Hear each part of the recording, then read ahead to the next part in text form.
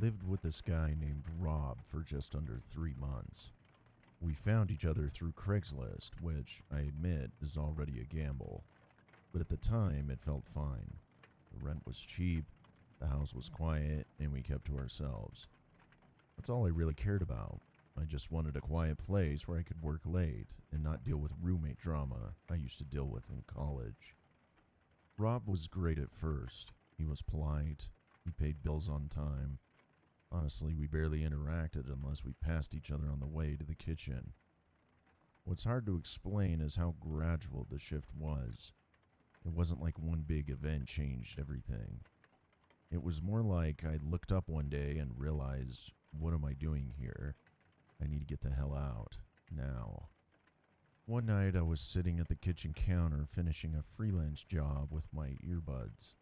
I was typing away when I felt a presence behind me. I turned around and Rob was standing there, wearing pajama pants, with no shirt.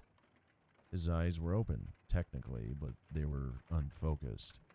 He wasn't looking at me, not really looking at all. He was looking past me, like his brain was still booting up. I said his name, but he said nothing back. He stood there for another second or two, then turned around slowly and walked back down the hall into his room. I figured he was probably sleepwalking. I'd seen it in movies and read about it, not necessarily something to trip about, so I just went back to work like it didn't happen. Except the shitstorm didn't stop. Once I peeked out of my room and saw Rob standing in front of the microwave, watching the digital clock count down. Mind you, there was no food inside. He was literally just staring at the numbers, with the same blank look every time. Eyes open, but nobody home. He never remembered any of it too. I'd ask casually the next day, "Hey, were you up last night?" And he'd laugh and say no, or say something like, "I must have been sleepwalking again." Always with a shrug, very nonchalant. It didn't seem malicious, just bizarre. And if I'm being honest, I didn't want to rock the boat over something I couldn't even probably address. What was I supposed to say? "Hey man, I think you need to stop sleepwalking." It's not like he could control it. It wasn't until one night when my opinion on the sleepwalking situation shifted. This time I woke up around 3 a.m. because Rob was talking in the living room, loud enough that it carried down the hallway and pulled me out of sleep. My brain immediately went to the same explanation of sleepwalking. But the longer I listened, the more uncomfortable I got. His voice kept shifting. One moment he sounded frustrated, and the next he dropped his voice like he was trying to calm himself down. Didn't sound like a conversation with another person, but rather an argument with himself. I heard him say verbatim, "It's not right to do this." Something like, "You're the one who gets out of bed every night. You choose to do this." Some more mumbling, and then he'd say something like, "You know what happens when you don't stop."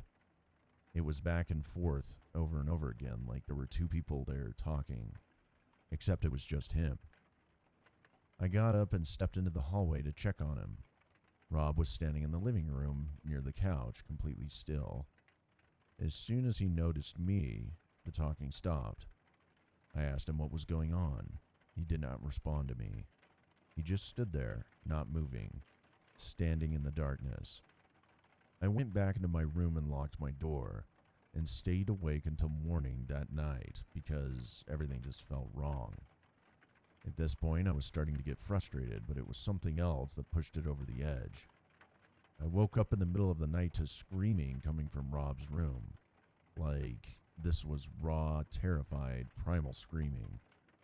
It was so loud I genuinely thought he was hurt.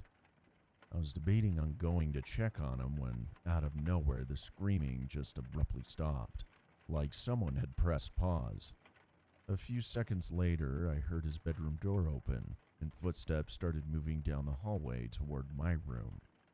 I quietly locked my bedroom door and stayed completely still. The footsteps stopped right outside my door. He didn't say anything and didn't knock. He just stood there long enough that I could hear him breathing on the other side. After a moment, the doorknob turned once, then again, like he was testing it to see if it would open. When it didn't, he stayed there for a few seconds longer, then walked back down the hallway and into his room. I heard the door close, and after that, the house went completely quiet. The next morning, he was in the kitchen making eggs like nothing had happened. He even asked me if I wanted coffee, like we hadn't just reenacted the Shining hours earlier. No memory of anything. That was the point where I knew I wasn't staying there another night. I told him I had somewhere I needed to be for the weekend. Didn't really explain it. I packed a bag while he was still in the kitchen and left. I didn't sleep there again. Technically, I was still on the lease, but I didn't care. I was fine losing the deposit if that's what it came down to. I came back once the next day in the middle of the afternoon to grab the rest of my stuff. He was sitting on the couch watching TV with a blanket over his legs. We barely spoke. I sent a message later saying I was moving out and would cover my portion for the rest of the month. He didn't question it, just said, "All right." I blocked his number after that and moved out completely that same week. Spent a long time trying to rationalize it. I don't think he was a bad guy. I don't think he was possessed or anything dramatic like that. But I also don't think he was fully asleep. And whatever part of him was awake during those nights, I'm not convinced it was Rob. Some things don't need an explanation. Sometimes it's best to just leave. And that's what I did.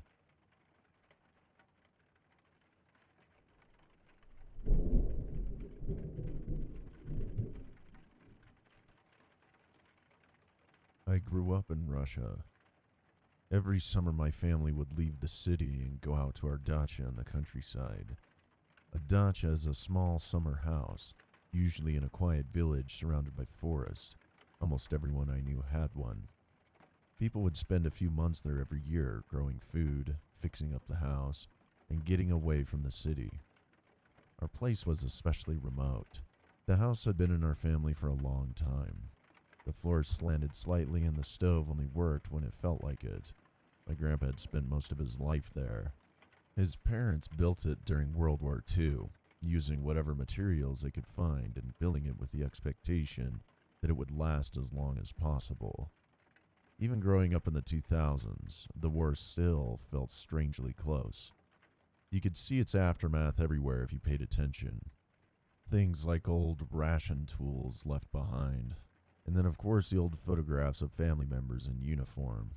A few miles into the woods, there were even remains of a World War II plane.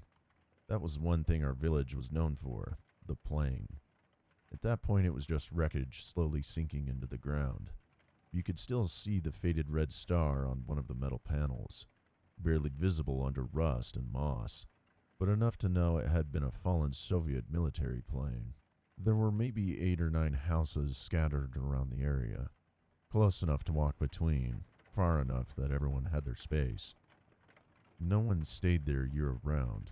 People came for the summer and left before winter. Except for one man. He was our neighbor. I knew his name, I'm sure my family did, but to me, he was just the neighbor. He lived there year-round, even through the harsh Russian winters. He built a house himself. No running water, no proper car. I still don't know how the man got around. One thing I will never forget about him is how bad he always smelled. It was always either alcohol or manure. Everyone knew about him. He was a thief, always drunk, very unpredictable individual. But nothing was ever done. In places like that, people like him are just part of the landscape. You adjust and you learn to coexist. My grandpa talked with him sometimes. I remember seeing them drink beer together by the fence, just like 2 neighbors would. That was considered normal, maybe even smart on my grandpa's part. If someone like that lives near you, it's better to know what he's up to. As a kid, I couldn't stand him. He never threatened me, never touched me. He just gave me a bad feeling. His speech was always slow and thick, and it was always the smell of cigarettes and alcohol in his breath. except this guy had more to him. At night, I sometimes looked out the window. The forest would be completely black. Our house would be dark and quiet, everyone asleep. His place was different. One window was always lit, the same one, and he was often outside, doing things that looked weird, even if I couldn't explain why. Some nights he walked in circles around the barn, dragging something behind him. Other nights he stood at the edge of the forest, completely still, for a very long time. One night, I looked out and saw him standing inside that yellow-lit room, just behind the window. He was already looking at me. The feeling in my stomach wasn't fear, it was sharper than that. It felt like being noticed in a way you don't ever want to be. We looked at each other for just a few seconds before I dropped below the window and stayed there. After that, I stopped looking outside at night. Nothing happened to me. He never came over. Life just continued. But years later, my grandmother told me a story about him. Something that happened when I was still a kid. One summer, our drunk neighbor guy had a visitor, a man who also came to drink. What are the odds of that, right? It wasn't unusual. Alcoholics showed up with a bottle, stayed overnight, and left the next morning all the time. But this time, the man's car didn't move. It stayed parked in the same spot for days, same angle, same dust on the windshield. Then there was a smell. Not animals, but something heavier, coming from the barn. My grandmother went to him and asked where the man was. He told her the visitor had sold him the car and left. She could tell he was lying. She knew he had no money to buy a car, but most importantly, she recognized the smell. She asked to see the barn just to make sure everything was fine. He stood in front of the door and refused. That was the end of it. The smell eventually faded. The car disappeared. No police ever came. No one asked questions. In rural Russia at that time, reporting something like that was pointless. But years later, she heard he'd been arrested for killing a man, and she learned it had happened in the same barn across from our summer home. The same barn she wanted to see because she already knew what was inside. The neighbor died in prison around 2010. What stayed with me wasn't just the story. It was the image of him at night, that yellow window, his eyes, and how close my grandpa had been to him, standing there, drinking with him, sharing a fence. The last time I visited this summer house, his barn was gone. His house, too. All that was left was weeds and empty ground where they used to stand. The place now has this dark aura to it. I don't believe in haunted places, but I do believe some people leave something behind. Not a ghost, just a presence. Something quiet that settles in and doesn't leave.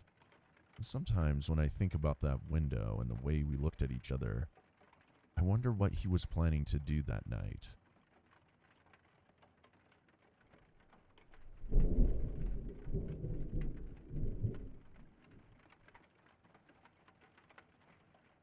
I once had a neighbor who stayed in my head long after he disappeared.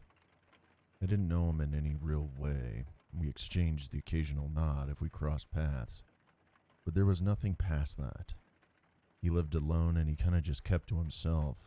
I never saw visitors, no music, no noise complaints. I initially appreciated how normal he was, or how normal he seemed, shall I say.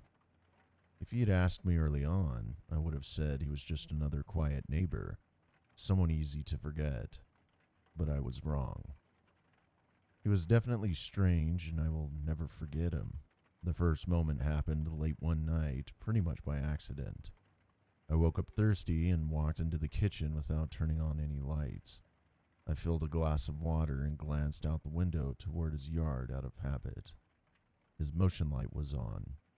He was standing in the middle of his backyard, facing my house, literally planted there, not doing anything that would make the moment feel accidental. I couldn't make out his face, but the angle told me he was looking directly at my window. He was facing me. I stood there longer than I should have, waiting for him to move or shift, or do anything that would make it feel normal again. The guy didn't move a single muscle. Eventually, I just went back to bed, trying to convince myself there was a reasonable explanation for what I just saw. Maybe he was smoking, maybe he zoned out. People do strange things when they think no one's watching. I wasn't scared, I was just caught off guard by the situation. A few nights later, I was on my couch scrolling through my phone when I noticed lights flickering across the room. It was coming from his house. His blinds, which were almost closed, were slightly open that evening. I wasn't trying to watch him, it was just the movement that caught my eye. His TV was on, and he was sitting down on the floor, watching a film. A strange film, let's put it that way. Nothing inappropriate like one might think, but rather odd. The video looked old, like something pulled from a dusty archive. It reminded me of an early stage recording, grainy and very stiff, maybe a weird 1940s masked play. A man wearing a white theater mask moved across the screen in a way that didn't feel quite right, like the frames were missing. At one point, the masked figure sat in a rocking chair and began to sway back and forth at a slow and steady pace. It was super random. My neighbor didn't react at all. He just sat on the floor, staring at the screen without moving. Again, none of this was frightening me. It just felt like I'd wandered into something private and didn't know why I was seeing it. I started noticing patterns after that. If my lights were on late, his were too. If I got up in the middle of the night, I'd see lights moving from room to room in his house. During the day, he blended right back into normal routines, but at night, it felt like he was a totally different person. One night I woke up to a scraping sound outside my house, like metal being dragged across concrete. I could tell it was coming from his backyard. It went on long enough to pull me fully awake. Then it just stopped. In the morning, there was nothing out of place. No tools, no marks, nothing I could really point to. I told myself I was paying too much attention to this guy. Then one afternoon, he spoke to me for the first time ever. We crossed paths at the mailbox. I nodded at him like I always do. But this time, the man said my name. It caught me off guard. I didn't remember ever telling him what it was.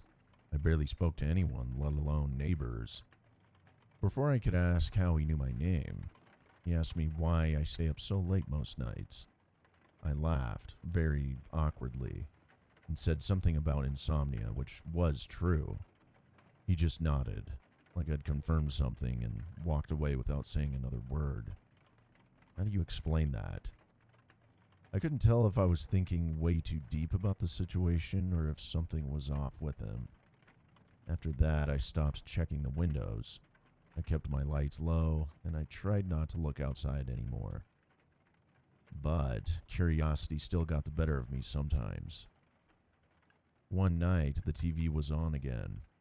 It was the same black and white footage he was watching before, with the masked figure. This time, the masked person wasn't moving at all. He stood in a doorway, staring straight into the camera. My neighbor sat in a rocking chair mirroring the image on the screen.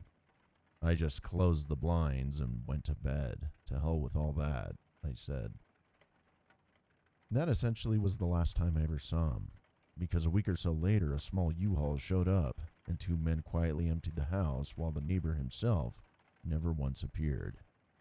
By evening, the house was empty, and I never saw him again.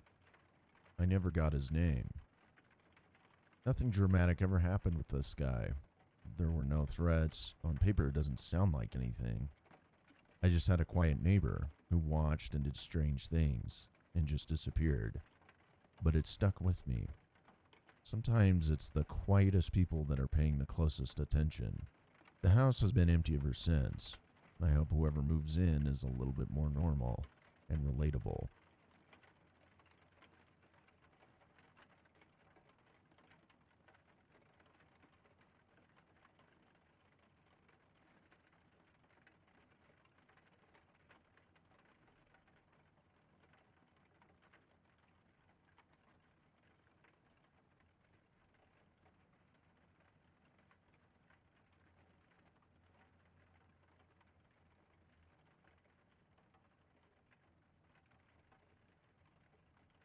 a neighbor who watched and did strange things and just disappeared, but it stuck with me.